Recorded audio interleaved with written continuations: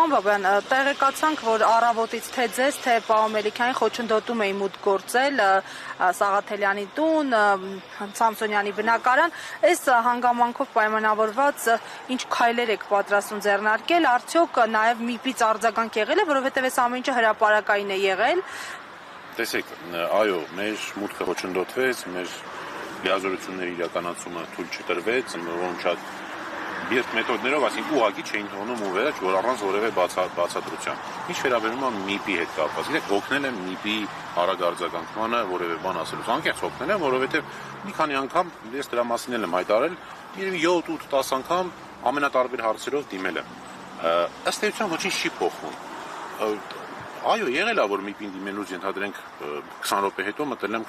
պաշտպանյալիս մոտ, բայց միևնույնն է համակարգային ոչինչ չի փոխվում։ Եվ հետևաբար ՄԻՊ-ին արդեն դիմելու անհրաժեշտությունը երևի թե վերացել ամբողջը։ Եվ վերջին հարց, որպես մասնագետ,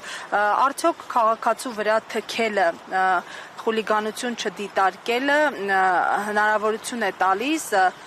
հիշյալ անձին դարձյալ կրկնել գործողությունը եւ արդյոք պետք է ակնկալել, որ մի օր գուցե նաև այս դրվագով կհարուցվեն գործեր, ինչպես օրինակ այստեղ այս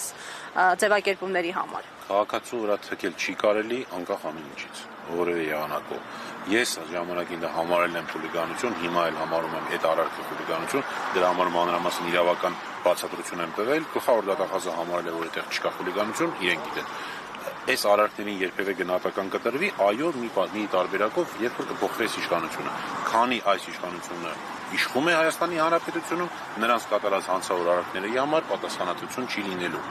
Պարոն Բաբյան, իսկ ինչ զարգացում են հնարավոր վերջնական վճռի հետ կապված ինչ-որ դիտարկումներ ունեք, որ կալանքի կգնան։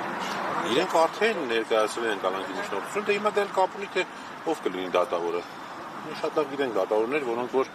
անկախ ամեն ինչից կտան կալանքը։ Տեսնենք, սպասենք, տեսնենք ով է դատավորը, զրոք հասկանանք։ Արդեն հետարքիր է, որ բացի իրավական, փաստական հանգամանքներից նաև դիտարկենք դատավորական, դատավորի հանգամանքը։ Դա էլ է սկսել ազդեցություն, ով է դատավորը, հասկանանք։ Շնորհակալ եմ։